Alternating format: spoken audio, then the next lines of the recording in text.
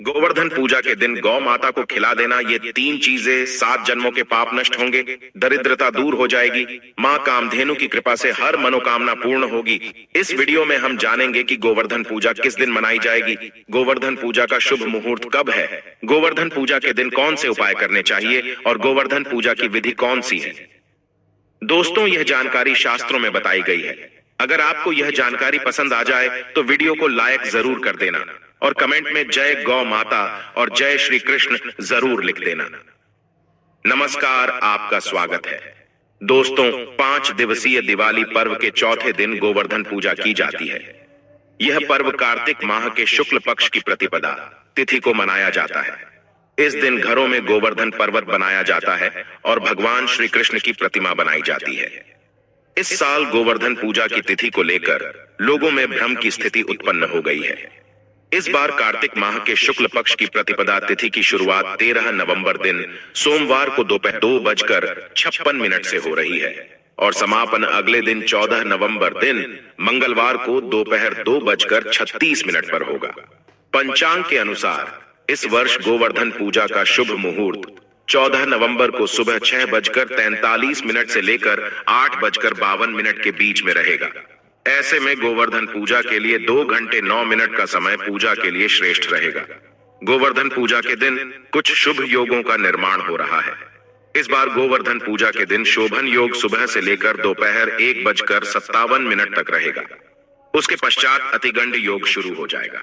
अतिगंड योग शुभ माना नहीं जाता है, इसीलिए इससे पहले ही पूजा कर लेनी चाहिए। इसके अलावा गोवर्धन पूजा के दिन सुबह से ही अनुराधा नक्षत्र होगा। इस दौरान पूजा करने से शुभ फलों की प्राप्ति होती है। तो चलिए जान लेते हैं गोवर्धन पूजा के इस पवित्र दिवस पर मनुष्य को शुभ फलों की प्राप्ति के लिए कौन से कार्य करने चाहिए। दोस्तों, सबसे पहले आपको संक्षिप्त में बताते हैं कि गोवर्धन पूजा क्यों की जाती है, इसके पीछे की कथा कौन सी है।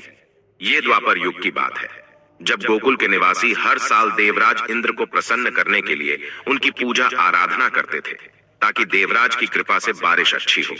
लेकिन देवराज को इस बात का अहंकार हो गया था, इसीलिए देवराज के इस अहंकार को तोड़ने के लिए भगवान श्री कृष्ण ने गोकुल निवासियों को देवराज इंद्र के स्थान पर गोवर्धन पर्वत की पूजा करने के लिए कहा था। फिर गोकुल वासियों ने देवराज के स्थान पर गोवर्धन की पूजा करना आरंभ किया। इससे क्रोधित होकर इंद्र ने गोकुल वासियों पर भयंकर तूफान, बारिश और बिजली का वर्षाव करना शुरू कर दिया। तभी भगवान श्री कृष्ण ने गोवर्धन पर्वत को अपनी कनिष्ठा उंगली पर धारण करके समस्त गोकुल वासियों के प्राणों की रक्षा की थी और देवराज से युद्ध करके उनका अहंकार भी तोड़ दिया था। तभी से भारतवर्ष में गोवर्धन की पूजा की जाती है। तो यह थी गोवर्धन पूजा की संक्षिप्त कथा। तो चलिए दोस्तों, अब जानते हैं गोवर्धन पूजा कैसे करनी चाहिए। गोवर्धन पूजा के दिन प्रातः काल में जल्दी जागकर शरीर की तेल मालिश करने के पश्चात स्नान आदि करके शुद्ध हो जाए। पूजा के लिए गौ माता के गोबर से गोवर्धन का पर्वत बनाएं। इसमें एक लेटे हुए मनुष्य की आकृति में पर्वत बनाया जाता है। यदि आप ठीक से नहीं बना पाते हैं तो आप केवल एक पर्वत की आकृति भी बना सकते हैं। प्रतीक के रूप में इस गोबर से बने पर्वत पर छोटे छोटे पौधे तथा पेड़ की टहनी लगानी चाहिए और फूलों से इसे सजाना चाहिए। जब आप गोवर्धन का पर्वत बना ले तो उसके समक्ष भगवान श्री कृष्ण की मूर्ति रखे और उनके सामने एक दीपक रखे। उसके बाद पात्र में दूध, दही, गंगा जल, शहद आदि चीजें डालकर पूजा करें। अगर आपके घर में गाय है तो यह सर्वोत्तम होगा। आप गाय को स्नान कराएं और गौ माता की विधिवत पूजा करें। इसके साथ ही अगर आप गाय का पूजन करके उसका श्रृंगार करते हैं तो गौ माता अधिक प्रसन्न होंगी। इस दिन गौ माता के सींगों पर घी लगाना चाहिए। इस दिन गाय को स्नान कराना चाहिए। उन्हें सिंदूर, पुष्प की माला आदि से सजाना चाहिए। दोस्तों, हमारे प्राचीन धर्म ग्रंथों में गाय को एक अत्यंत महत्वपूर्ण और पवित्र पशु माना जाता है। शास्त्रों में गाय को माता कहा गया है और समस्त देवी देवता इनका पूजन करते हैं। गौ के 6 अंग गोबर, मूत्र, दुग्ध, दधि और घृत ये अत्यंत पवित्र और शुद्धि के साधन भी हैं। गोबर से बिल्व वृक्ष उत्पन्न हुआ, उसमें लक्ष्मी विद्यमान है, इसलिए इसे श्री वृक्ष कहा जाता है। गोबर से ही कमल के बीज उत्पन्न हुए हैं। गोमूत्र से गुग्गुल की उत्पत्ति हुई है, जो देखने में प्रिय और सुगंधि युक्त है, जो सभी देवों का आहार है। संसार में मूलभूत गोदुग्ध से उत्पन्न है।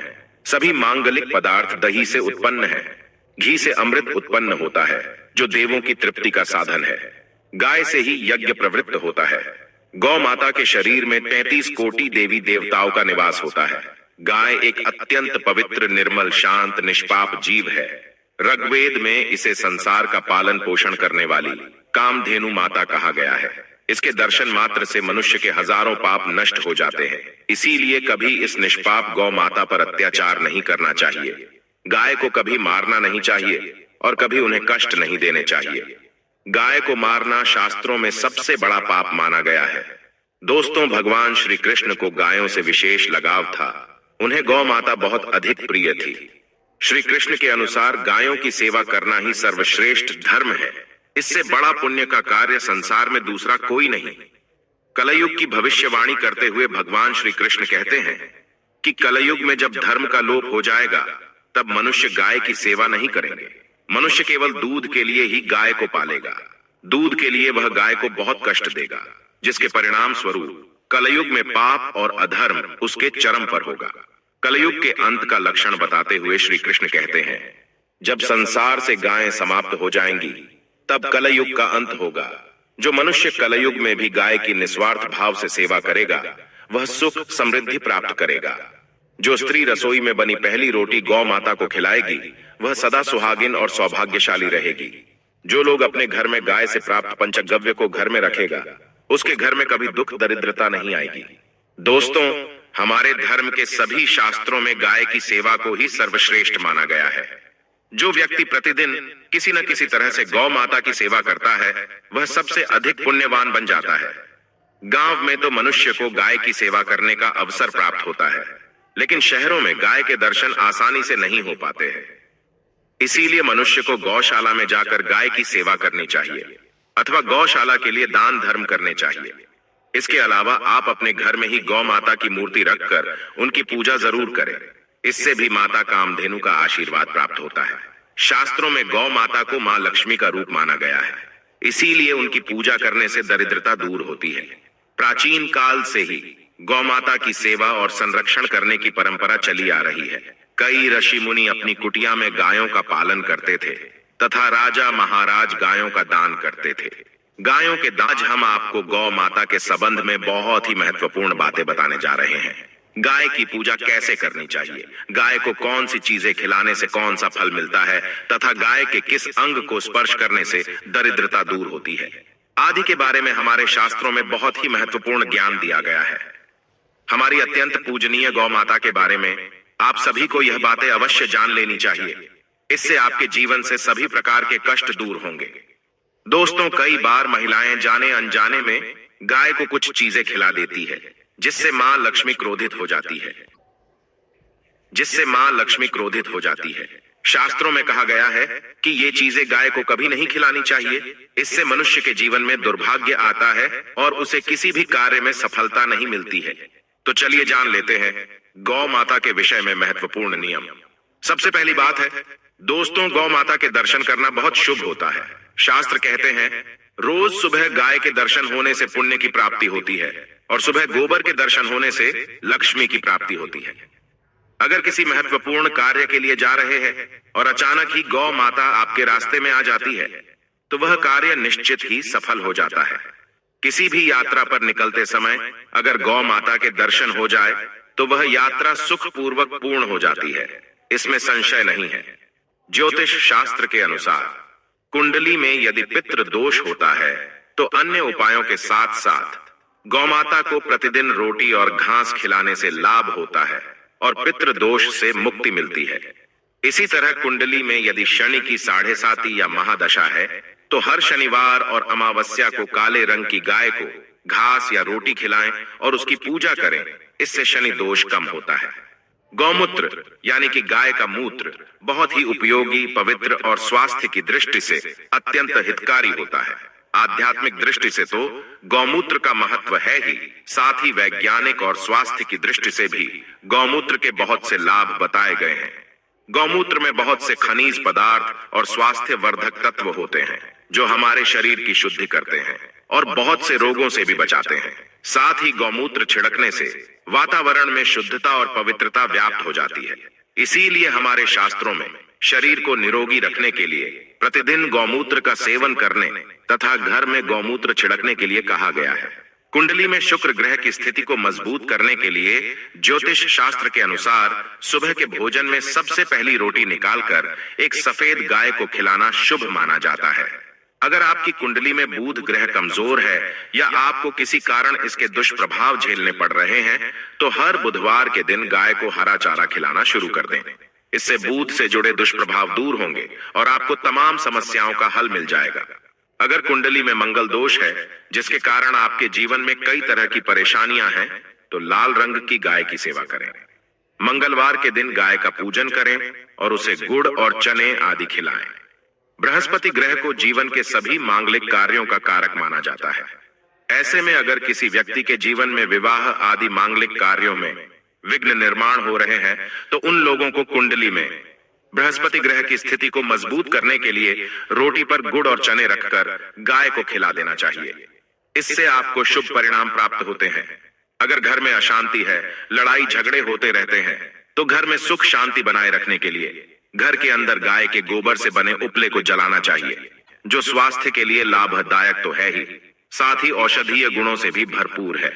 दोस्तों, अगर आपके द्वार पर गौ माता आती है तो उसे बिना रोटी खिलाए जाने मत देना, नहीं तो आपको दुर्भाग्य का सामना करना पड़ेगा, क्योंकि जिसके द्वार से गाय बिना कुछ प्राप्त किए लौट जाती है, उसके घर से लक्ष्मी भी चली जाती है। प्रत्येक स्त्री को प्रतिदिन गाय के लिए एक रोटी बनानी चाहिए और प्रेम से गौ माता को खिलानी चाहिए। इससे गौ माता का आशीर्वाद प्राप्त होता है और मन की इच्छाएं पूर्ण होती है। कुछ लोग गौ माता को बासी भोजन अथवा जूठन खिला देते हैं। इसे शास्त्रों में पाप माना गया है। आप किसी अन्य पशु को खिला सकते हैं, लेकिन गाय को कभी जूठन नहीं खिलाना चाहिए। भूख लगने के कारण गौ माता उस अन्न को ग्रहण तो कर लेती है, लेकिन इसका पाप उस व्यक्ति को लगता है जो गौ माता को ऐसा बासी भोजन खिलाता है। गाय कुंडली में चंद्र दोष है और जिसके कारण लगातार परेशानी उठानी पड़ रही है, तो आप ये एक उपाय जरूर करें। आप रोटी पर सफेद मक्खन, नमक और घी लगाकर गौ माता को खिला दें। यदि शनि दोष है तो आटे में थोड़े काले तिल मिलाकर रोटी बनाकर गौ माता को खिला दे। इससे शनि दोष समाप्त होता है। मंगल दोष को दूर करने के लिए रोटी पर हल्दी लगाकर गाय को खिलाना चाहिए। अगर घर में धन की समस्या है तो गुरुवार के दिन गाय को केले का फल खिलाना चाहिए। इससे दरिद्रता दूर होती है। दोस्तों, गौ माता के पीठ पर एक उभरा हुआ कुबड़ होता है। उस कुबड़ में सूर्य केतु नाड़ी होती है। जब भी आपके द्वार पर गौ माता पधारे, आप इस कुबड़ को एक बार जरूर स्पर्श करें। इससे आपके जीवन से सभी दुखों का अंत होगा और धन संपत्ति की प्राप्ति होगी। शास्त्रों में कहा गया है, जो मनुष्य तन मन धन से गौ माता की सेवा करता है, वह मृत्यु के बाद वैतरणी नदी को गौ माता की पूंछ पकड़कर पार कर लेता है। उस व्यक्ति की अकाल मृत्यु नहीं होती है और उसे मोक्ष की प्राप्ति होती है। जिस व्यक्ति के भाग्य की रेखा सोई हुई है, अगर वह व्यक्ति अपनी हथेली पर गुड़ रखकर गौ माता की जीभ से चटाता है, तो उसकी सोई हुई भाग्य रेखा खुल जाती है और उसका दुर्भाग्य सौभाग्य में परिवर्तित हो जाता है। गोवर्धन पूजा के दिन अगर आप गाय को मीठी रोटी खिलाते हैं, तो गौ माता अत्यंत प्रसन्न होती है। गाय को मां कामधेनु का रूप ही माना जाता है। गौ माता की सेवा करने से व्यक्ति के समस्त दुख दूर हो जाते हैं और घर में सुख समृद्धि आती है। इसके साथ ही गोवर्धन पूजा के दिन गाय को गुड़ खिलाने की परंपरा है। ऐसा करने से व्यक्ति सभी प्रकार की व्याधियों से मुक्त होता है और उसके सभी कार्य सिद्ध हो जाते हैं। तो दोस्तों, इस प्रकार से आप सभी गौ माता की सेवा जरूर करें। उम्मीद है आपको यह जानकारी अच्छी लगी होगी। वीडियो को लाइक जरूर करें और कमेंट में जय गौ माता और जय श्री कृष्ण जरूर लिखें। साथ ही चैनल को सब्सक्राइब करें। आप सभी का धन्यवाद।